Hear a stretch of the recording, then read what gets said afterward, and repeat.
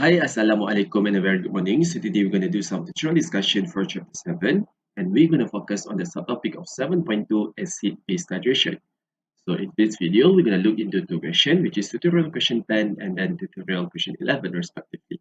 So without any further ado, let us start. So for tutorial question 10, we need to calculate the pH of the solution that is formed when there is a reaction between the 150 ml of 0.2 molar nitric acid, which is mixed up with 75 ml of 0.2 molar NaOH.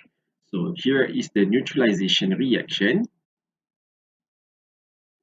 between a strong acid as well as a strong base.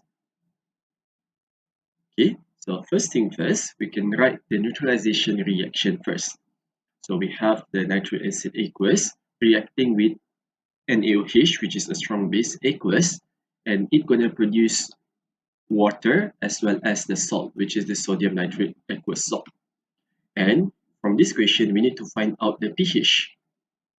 So for pH, we need to know the H plus concentration at the end of the reaction when the neutralization reaction is completed.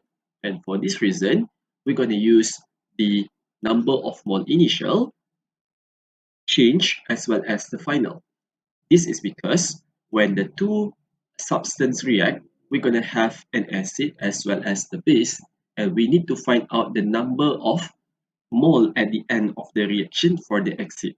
And we can find out the concentration of the H plus at the end and then to find out the pH. Okay, so you know that in order to find the number of mole, it basically equal to the molarity multiplied by volume. So in this reaction, it basically involves HNO3 and it was mixed directly with a NaOH, in which the NaOH here is 0.2 molar, in which it has 75 ml. And then the HNO3 will have a concentration of 0.2 molar, and inside the beaker here, it's going to have 150 ml. Okay, and here is 75 ml. Okay, so 75 is adding up into the 150 ml. So it have a certain number of mole and it also have a certain number of mole. And the number of mole can be calculated by using here. So for the number of mole of HNO3, it basically involves molarity multiplied by the volume, which is in milliliter. So we divide it by with 1000 and then we're going to get the number of mole initial. So we have 0.03 mole. And then for the number of mole of NaOH, we're going to use the similar step in which the molarity is 0.2 and the volume is 75 ml and divided by 1000, we're going to get 0.015 mole. And then for liquid water, which is it is a pure liquid, so we can ignore that in our table. And then for NaNO3, at the initial stage, we have zero concentration of that salt. And as time goes by, we know that we have two types. We have two different number of mole. And one of these will gonna be reacting as a excess reactant, and one of them gonna be reacting as a limiting reactant. So from here, you know that the stoichiometry here is 1 to 1. So therefore, this one gonna be the limiting reactant. Because when this reacting with this number of mole will be used up completely, and this gonna have some balance at the end of the reaction. So for the change in the number of mole, the limiting reactant will be used up completely. So we're gonna minus with 0.015 mole. Similarly to the other reactant, in which it has reacted with this certain amount, so we're gonna deduct it with negative 0.015 mole, and it will increase the number of mole of the product with positive 0.015 mole. And by the end of the reaction, we're going to get the number of mole of the nitric acid to be 0.015, this one minus this one. And for the NaOH, it will be used up completely, so you're going to be 0. And for the salt, it will have a certain number of mole, which is 0.015 mole. And since we added up completely this one to that one, we know that our volume at the end of the reaction will be increasing, in which 150 ml plus 75 ml. So we're going to get 2225 ml.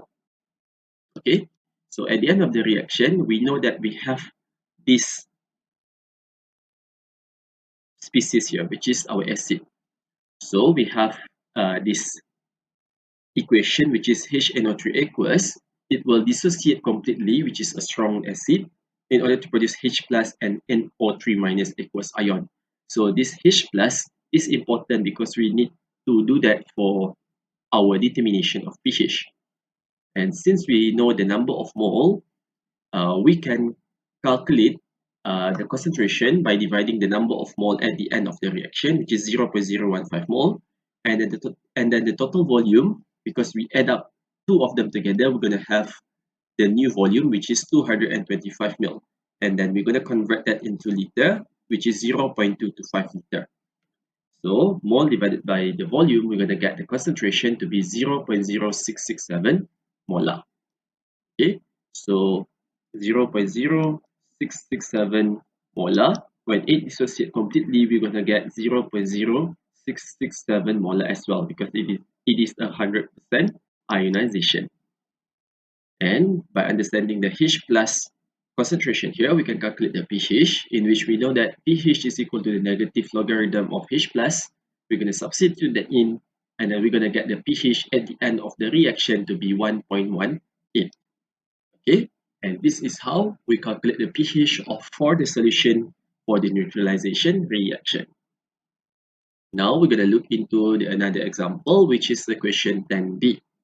So for the neutralization reaction between the 25 ml of 0.45 molar of the sulfuric acid, which is also a strong acid, is then mixed up with 25 ml of 0.9 molar of NaOH, which is a strong base. So first thing first, we need to write the neutralization reaction between the strong acid and the strong base. Okay, so here is our base, and then here is our acid. We're going to produce water as well as the salt. Remember, we need to balance the equation. So as usual, we need to find out which is the limiting reactant and which is the excess reactant. And therefore, we're going to use the ice table that uses the number of mole.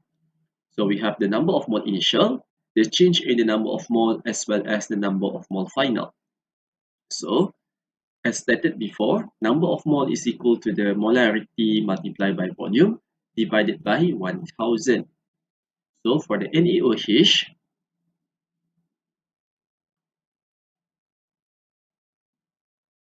we're going to have 25 ml,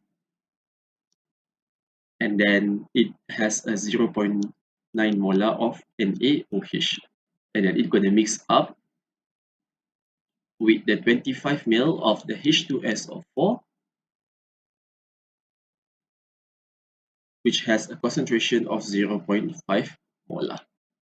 Okay, so for the NaOH, we're going to have our molarity multiplied by the volume divided by 1000, and we're going to get 0.0225 mole. For the sulfuric acid, we're going to get 0.45 multiplied by 25 divided by 1000. We're going to get 0.1125 mole. And then for water, because it is in the pure liquid, we can ignore that in our ice table. And for the salt here at the initial stage, we doesn't have any salt. So when the number of mole changes here will be depending on the limiting reactant as well as the excess reactant.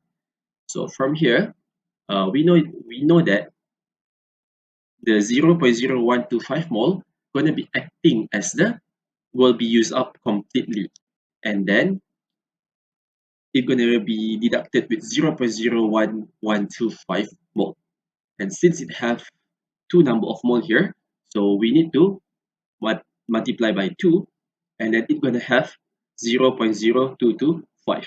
So it's going to be deducted with the same mole at the initial stage.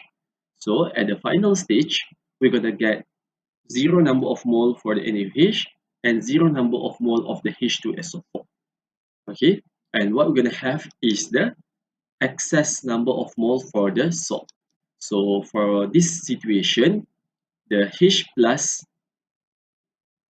and the OH minus ion has been used up at the similar rate, because the ratio here is 1 to 2, and then the number of mole here has been used up completely. So there is no excess of H plus as well as the OH minus ion. And because of this reason, we know that since they have no acid or base, then what gonna left is the neutral salt. Okay, so the reaction between strong acid and strong base will produce a neutral salt, and the neutral salt will have a pH of 7 at 25 degrees Celsius. So you can just directly say that pH is equal to 7. Okay, and this is how we do the tutorial question 10. So now we're going to do tutorial question 11. So for tutorial question 11, we need to sketch the titration curve and give the suitable indicator for the following condition of titration. So for question A, we're going to react 25 ml of 0.1 molar HCl with 0.1 molar of the NaOH. So here is the reaction between a strong acid with strong base. So since we know that the volume of HCl is given, then we know that it is inside the conical flask, because during the titration, we're going to measure the volume of the HCl inside a pipette, and we're going to pour that inside the conical flask. So we know the volume that we are adding it, and this is going to become our analyte, which is inside the conical flask. For the NaOH, it's going to be inside the burette, and then the volume is something that we need to find out during the titration process. Okay, and in order to answer the titration curve sketching, we need to follow these 5 steps. So the first step is we need to write the neutralization equation, and then we need to find the initial pH. Number 3, we need to find the equivalence point, which includes the volume that is needed for the neutralization reaction to occur, as well as the pH at the equivalence point. And then we can do the endpoint pH range, in which we can refer to the table. And then lastly, we're going to sketch the titration curve once we got all the 4 information. So first thing first, we need to write the neutralization reaction, where HCl aqueous reacting with the NaOH aqueous in order to produce NaCl aqueous salt and water. And this is the neutralization reaction between a strong acid with a strong base. And in order to find the initial pH, we need to look at the early stage of the reaction. So at the beginning of the reaction, there's going to be HCl inside the conical flask. So you know that the HCl is a strong acid, so it's going to dissociate completely in order to form H plus and as well as the Cl minus aqueous ion. So you're going to have a lot of H plus inside the conical flask, which is the thing that we are interested in. So from this information here, we can find the initial pH first. So the HCl will have a concentration of 0.1 molar, and it's gonna produces 0.1 molar concentration of the H plus ion as well, because it is 100% ionization.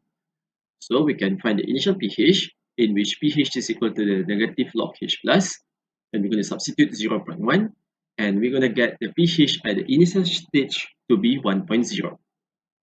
And then for the equivalence point, we need to use MAVA over MBVB is equal to A over B. So we know that the coefficient of the acid, A, going to be 1. The coefficient of the base going to be 1 as well. So the ratio is going to be 1 over 1. So our MA, which is the concentration of the acid, is 0.1. Our volume of the acid is known to be 25 ml. And then the concentration of the NaOH is 0.1. And then the volume of the base is something we need to figure out. So by solving the maths here, we're going to get the volume of the NaOH needed for the neutralization reaction going to be 25 ml. Okay, and The pH here is we are referring to the neutral salt. So when we are talking about neutral salt, we know that the pH here going to be 7. Okay, and then for the endpoint pH range, we are going to look into the table here. So this type of titration will include the reaction between a strong acid as well as a strong base.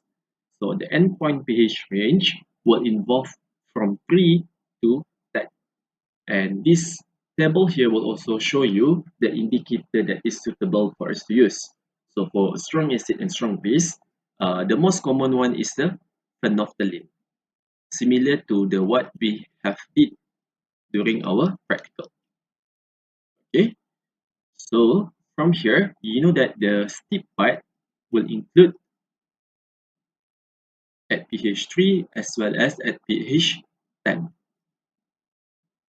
Alright, so from this understanding, which is 1, 2, 3, and 4, we're going to draw the titration curve. So this is the titration curve for the strong acid, which is our ACl, and then our strong base, which is the NaOH. So pH on the y-axis, and then the volume of NaOH that is added going to be on the x-axis. So the easiest way to start is we can start at the endpoint pH range. So we know that it gonna occurs at the value of pH 3 as well as at pH 10. Okay, and here are the endpoint pH range. And then at the initial stage, we know that the reaction start at the pH of 1.0. So we can make a connection between the endpoint pH range with the number 1 here. Okay, so when the volume of NaOH added drop by drop by drop by drop by drop, we can see that the pH will started to increase up to this region, which is the 25 mil. So this 25 mil, and at pH 7, it is the point at which the equivalence point occurs. So it is happening at pH 7 and at the value of 25 mil. Okay, and if there's more titrant is added above the 25 mil, we can expect that the curve will go slightly to more basic and more basic, more basic and more basic, because more NaOH is going to be added. And this is how we sketch the titration curve step by step. For tutorial question 11b, we need to do the similar step, which is the titration curve, and then this reaction involves a reaction between a weak base, which is the ammonia, with a strong acid. Okay, so first thing first, we can visualize it inside our apparatus here. So since the volume of the ammonia is given, so it's going to become our analyte, so which is inside the conical flask. So we have 25 ml of NH3 with a concentration of 1.0 molar. Meanwhile, our HCl here going to be inside the burette, which is 0.25 molar HCl. Okay, and as usual, we need to follow these 5 steps, which is we need to find the neutralization equation, we need to find the initial pH, and then find out the equivalence point, which is volume and pH, and then we need to refer to the table for the endpoint pH range, and lastly, we're going to sketch the titration curve. So this neutralization reaction occurs between the ammonia as well as the HCl. So the reaction between these two will produce NH4Cl, which is the aqueous salt. And then we need to find the initial pH. So at the beginning of the experiment, we only have ammonia inside the conical flask here. And then for the weak base, it can react with water in order to dissociate the ammonium 4 plus aqueous ion as well as the hydroxide aqueous ion. So we know that it is a weak base, so we need to use the ice table. So the initial concentration, the change in the concentration, as well as the concentration at equilibrium. So at the beginning, the initial concentration of ammonia is 1.0 as stated here. And then for the water, we can ignore it because it is a pure liquid. And then for ammonium ion as well as the hydroxide ion, it's going to be 0 and 0 respectively. So the change in the concentration will be minus x, and for the ammonia and hydroxide, it will increase by plus x and plus x respectively. And at the end of at the equilibrium, we're going to get the concentration of the ammonia to be 1 minus x, for the ammonium and hydroxide going to be x and x respectively. So we need to find the concentration of the OH. So we need to find the value of the x here. Hence, we can find the value of x by relating it with our Kb. So the Kb is given to be 1.8 times 10 to the power of negative 5. So the ammonium going to be x and x, and the NH3 going to be 1 minus x. Okay, and from here, we can make an assumption because the Kb is very, very small, which is times 10 to the power of negative 5. We can simply assume that 1 minus x is roughly equal to 1. Okay, so we're just going to put it as 1. And then we're going to solve the equation. It's going to be like x squared is equal to 1.8 times 10 to the power of negative 5. And then you're going to square root the answer, in which you're going to get the x value to be 4.24 times 10 to the power of negative 3 molar. Okay, and this x here refers to the concentration of the hydroxide ion. So from here, we can find the POH first, in which the POH is equal to the negative log OH minus. So we're going to substitute the value, and then we're going to get the POH to be 2.37. But we need to find the initial pH. So you can relate that with our pH plus POH is equal to 14. Okay, so we need to find the pH. So it's going to be 14 minus 2.37. So lastly, we're going to get the initial pH to be 11.63. Okay, and then for the step number 3 here, we need to find the equivalence point. So we're going to use MAVA over MBVB equal to A over B. So for the concentration of the acid, we're going to get 0.25 molar. And then the volume of the acid is something that we need to figure out. And then for the molarity of the base, it's going to be 1.0. And then the volume of the base is 25 ml. So by doing the maths, we can find the volume of the acid to be 100 ml. Okay, and as for the pH here, you can look into the table at the value 4 here. Okay, so let us look into the table. So as what you can see here, it is the reaction between a weak base with a strong acid. Okay, so weak base with a strong acid. So it's going to be at this point here. And when the reaction between weak base and strong acid, what you're going to produce is an acidic salt, because the strong acid is more dominant. So it's going to produce an acidic salt. So roughly, you can just do an approximation. It's going to be somewhere in the middle of 3 and 7.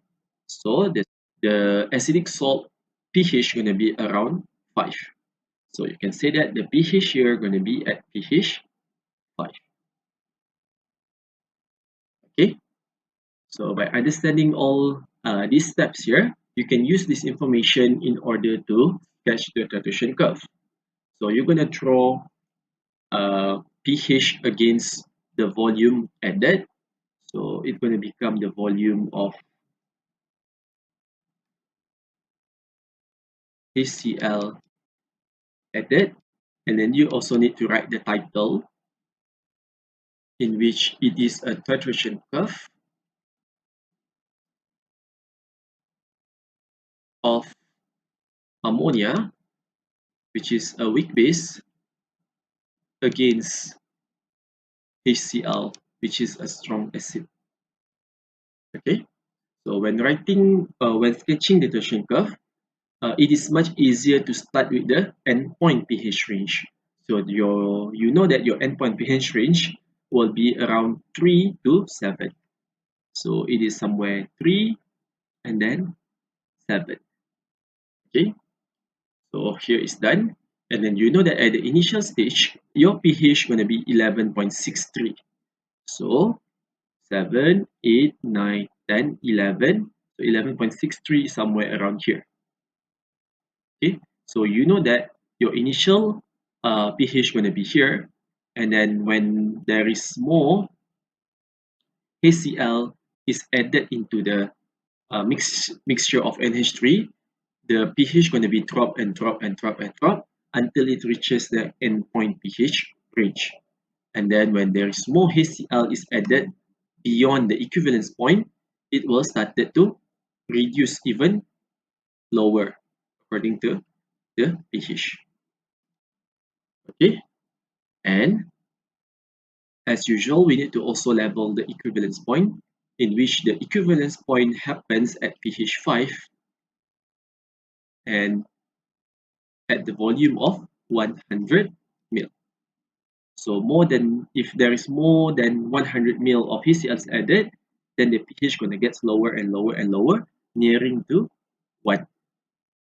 Okay, and this is how we do the titration step, the drawing of the titration curve, step by step. Alright, so I think that's all for this video. See you again some other time. Bye!